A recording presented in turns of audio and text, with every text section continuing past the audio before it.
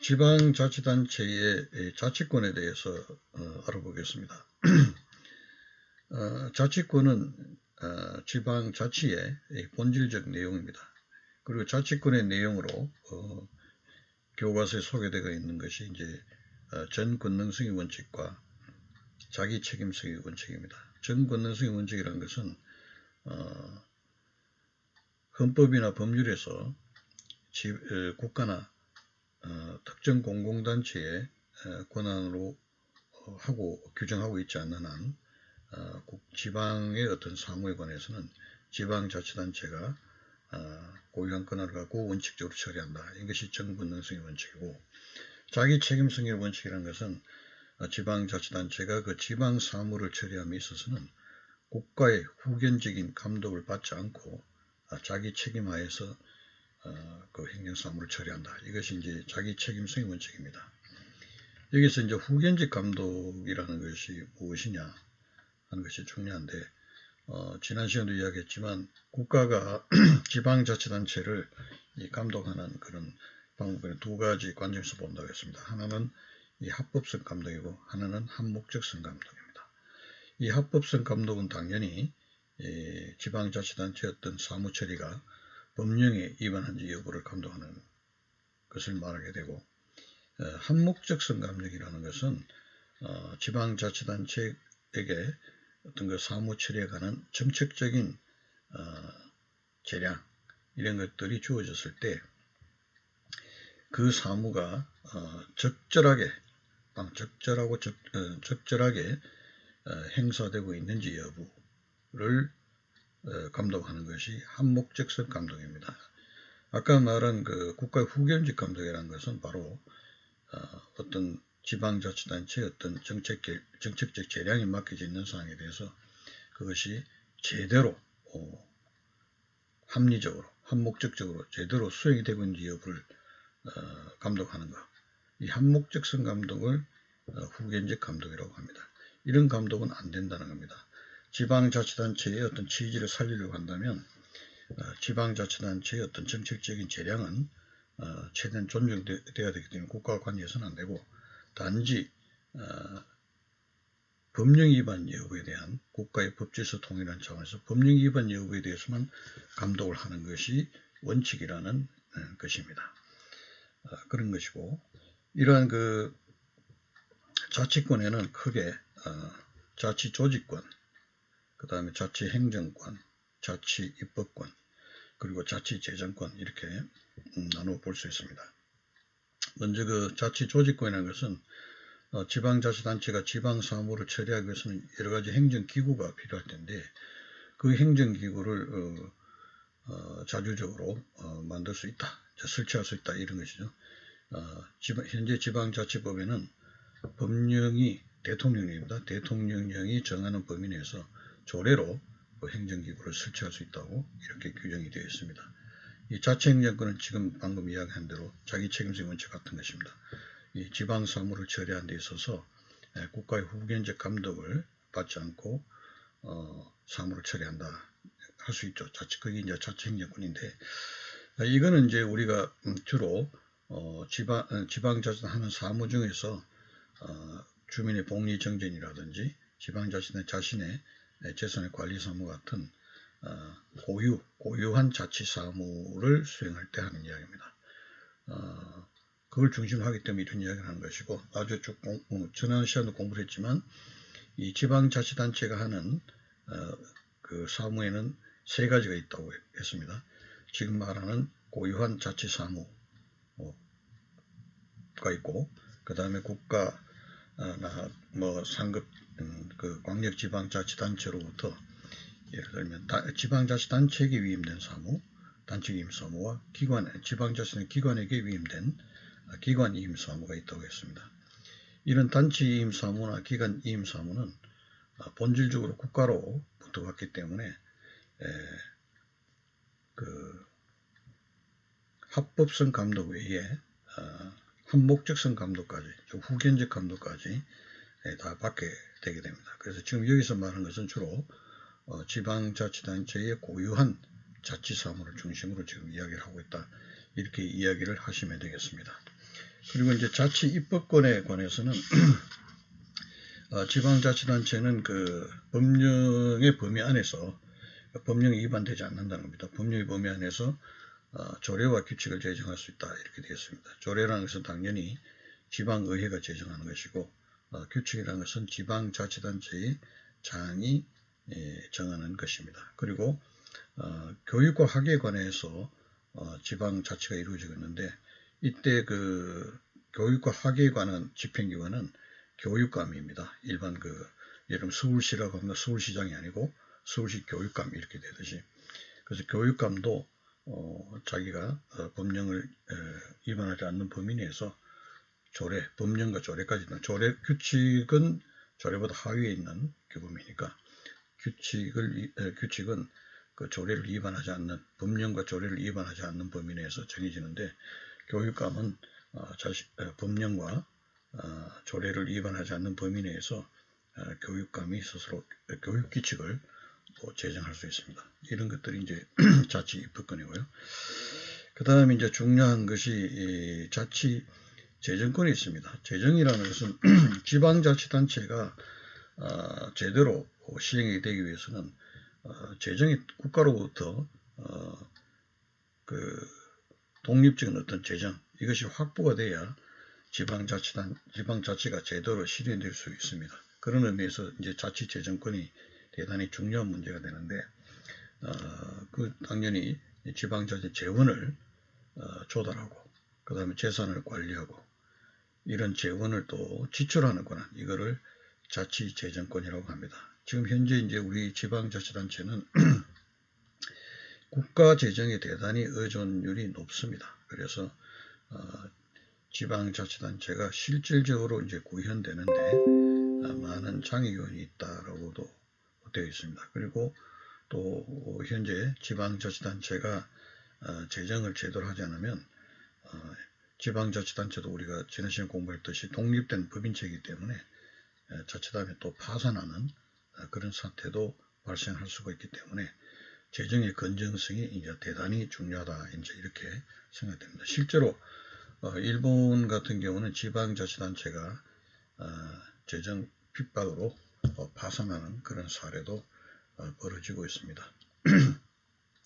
그래서 이 지방자치단체에 수입원이 되는 것이 뭔가가 대단히 중요한데 이 부분에 대해서는 또 지난 시간에 공부를 좀 했습니다. 크게 보면 우선 지방세가 있고요. 그 다음에 사용료, 수수료, 분담금 뭐 이런 것들이 주가 되고 그 다음에 이제 국가로부터 지방세 교부금이라든지 그 다음에 광역지방자치단체가 기초지방자치단체에 주는 지방재정법에서 주게 되는데 지방 뭐 조정금이라든지 뭐 등등 이런 내용들이 있습니다. 우선 이제 가장 중요한 재원이 되는 것이 지방세입니다. 지방세. 지방세는 가장 중요한 어떤 재원이 되는데 여기서 이제 우리 현행법은 조세법률주의라고 되어 있죠. 그래서 이 지방세를 부과 징수할 수 있는 것은 법령으로 정하게 조세법률주의니까 법률로 정하게 되어 있습니다. 그래서 지방세법, 관계법이 있고 지방세 기본법 이런 것들로 규정을 하고 있습니다. 그래서 조세, 지방세의 어떤 종목이라든지 세율이라든지 과세 표준이라든지 부과 징수에 관한 방법과 절차 이런 것들은 전부 법률로 제정이 되어 있고 그걸 시행하는 그 하위에서 시행하기 위해 필요한 어떤 절차 이런 것들을 조례로 정할 수 있도록 이렇게 되어 있습니다. 그래서 지방자치단체가 지방세를 부과를 해서 재원을 많이 확보하려면 스스로 부과징수권이 있어서 조례를 이렇게 제정해서 부과징수를 할 수 있어야 되는데 우리나라 지방자치단체는 이렇게 법률로 지방세를 딱 정해놨기 때문에 부과징수를 할 수 있도록 됐기 때문에 재원 마련에 대단히 어려운 그런 문제가 있다라는 비판이 있습니다. 참고로 일본 같은 경우에는 이 법률이 오지 않고 지방세 같은 것은 조례로서 그 부과 징수할 수 있도록 그렇게 되어 있습니다. 그런 차이가 있고요. 그 다음에 이제 또 중요한 거는 이제, 아까 사용료 수수료 분담금 이 부분은 이미 이야기를 했습니다.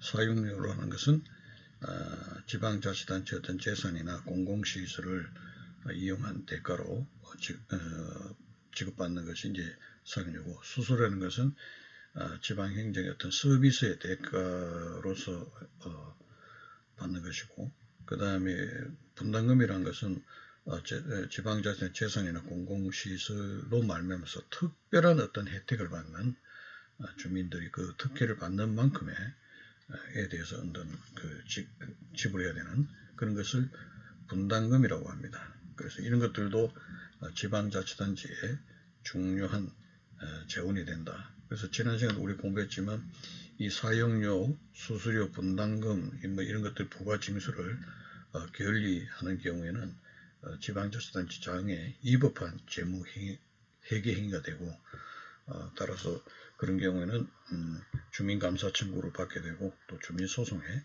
대상이 된다 하는 이런 걸 여러분들이 기억을 하시면 되죠. 그 다음에 이제 여기 아까 지방세하고 다른 점은 사용료, 수수료, 분담금의 어떤 부가징수에 관한 것은 바로 조례로 정할 수가 있다라는 그런 점에 지방세하고는 좀 다른 차이가 있는 것이고, 그리고 또 하나는 이제 그렇게 조례로 부가징수할 수 있는데, 특별히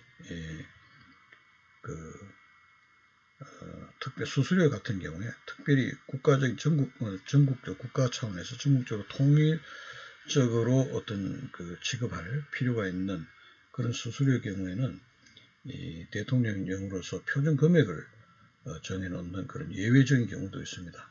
그렇게 예외를 두면서도 한편으로는 지방자치단체가 그 표준 금액의 100분의 50으로 되어 있네요. 그 범위 내에서 가감, 조례로 정하는 바에 따라서 가감할 수 있다, 이런 여지는 두고 있습니다만, 수수료의 경우에는 그런 수수료도 있다는 것이고, 그 다음에 이제 지방자치단체가 국가나 또는 뭐 기초 같은 경우는 광역으로부터 단체 위임이나 기관 위임을 받아서 사무를 처리하고 있다라고 하는 경우에 이제 국가를 중심으로 이야기한다면 그 비용 자체 수수료 같은 이런 거는 누구의 되느냐, 누구의 것이 되는가, 이런 국가가 지방자치단체나 지방자치단체 어떤 기관에 위임한 어떤 사무를 처리하는 과정에서 받아낸 그 수수료 같은 것은 누구의 소유인가라는 것이 문제되는데, 원칙적으로 이야기한다면은 당연히 그 수수료 본질적으로 국가로부터 온 사무이기 때문에 국가가 주인이 되고, 그 다음에 이제 국가가 받은 다음에 사무를 처리하는 비용조로 또 금액을 일부러 줘야 되는데, 이런 번거로운 절차를 축소해서 지방자치법은 이 경우에 수수료에는 지방자치단체, 그 사무를 처리하는 지방자치단체의 수입으로 보는 것으로 법에서 그렇게 규정을 하고 있습니다. 그 외에 뭐 국가의 어떤 공공시설을 지방자치단체나 지방자치단체 기관이 관리를 하고 있다면 그 공공시설의 어떤 사용료 이런 것들을 받았다. 그다음에 그 사용료 수입은 또 지방자치단체에 수입이 된다라는 이런 법령도 있습니다. 뭐 이런 식으로 해서 사용료, 수수료, 분담금 등이 지방자치단체의 중요한 재원이 되고 있다라고 이렇게 보면 되겠습니다. 그 다음에 이제 조금 이제 신경을 써야 될 부분이 지방교부세라는 게 있습니다. 이거는 지방재정 간에 지방재정에 있어가지고 지역 간 불균형이 이제 발생합니다. 이것을 시정해주기 위해서 국가가 내국세의 일부를 재정적 결함이 있는 지방자치단체에게 주는 것, 이거를 지방교부세라고 합니다.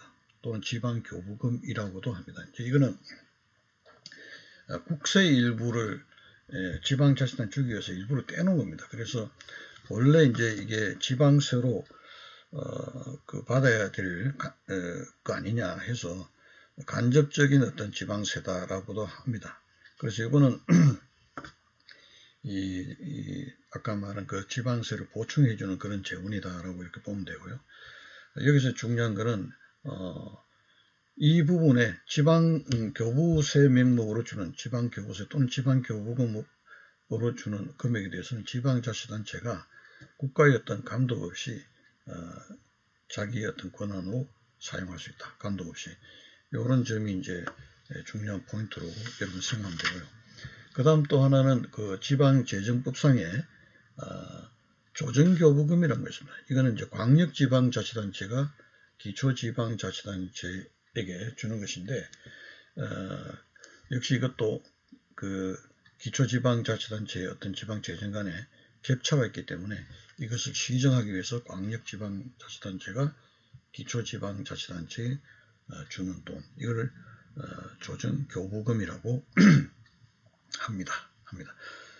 그리고 또 하나 있는 것이 지방양육금이라는 게 있습니다. 이거는 이제 국세 일부를 지방자치단체 일정한 사업에 주는 것인데 지금 그건 폐지가 되었습니다. 그래서 이런 게 있고 또 하나 중요한 것은 이제 여러분 많이 들어봤을 텐데 보조금이라는 게 있습니다. 보조금.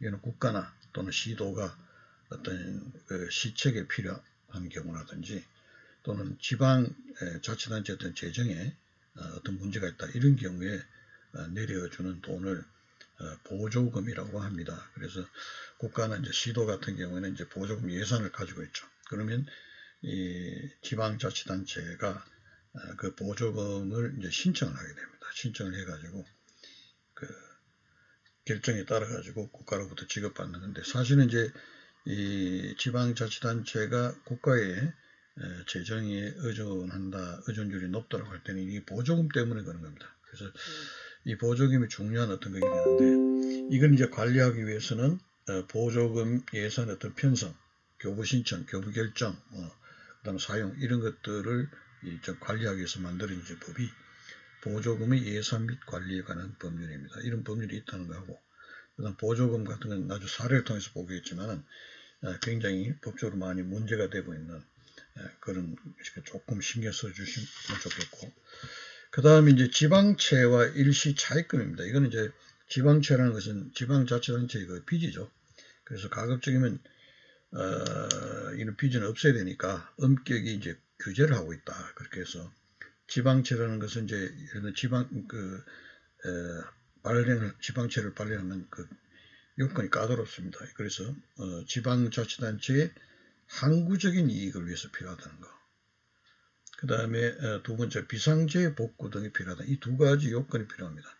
지방자치단체 항구적 이익을 위해서 그 다음에 비상재 복구 등을 위해서 필요한 경우에 지방채를 발행할 수가 있고 이런 경우에도 그냥 하는 것이 아니라 그 자치사무에 대해서 관장하고 있는 자치사무 관장하고 있는 행정안전부 장관의 그 승인을 받아가지고 받은 금액의 범위 내에서 지방의회 의결을 거쳐서 이 지방채를 발행할 수 있다. 이렇게 되어 있습니다. 또 행정안전부 장관은 이 지방자치단체가 승인 요구한다고 해서 막 하는 것이 아니라 지방채를 발행하려면 전체적인 관점에서 지방채 발행 계획을 수립해가지고 이거를 가지고 이제 그 재정을 담당하는 중앙행정기관 장과 협의를 먼저 또 해야 됩니다. 그래서 까다로운 어떤 절차가 있다는 거고요. 그 다음에 일시차입금이라는 것은 이제 지방자치단체장이 예산에 계상된 범위 안의 지출을 위해서 이제 일시 빌리는 겁니다. 이런 것은 이것도 회계별로 지방의회의 의결을 거쳐야 되는 것이고 특이한 것은 당의 회계연도 수입으로 상환을 해야 된다는 것입니다. 뭐 이렇게 해서 이 지방자치단체가 재정을 확보하는 수단에 대해서 쭉 나왔습니다. 그래서 우리가 뭐 이 전체적으로 공부를 하고 문제 풀이하고 하는데 이 지방재정에 관한 내용을 크게 나오는 것은 아니지만 사실은 이 지방자치를 수행하는 데서는 이 재정 부분이 대단히 중요한 부분이기 때문에 그 연구하는 사람들은 많은 관심을 가지고 있는 분야다. 이렇게 이해를 해 두시기 바랍니다.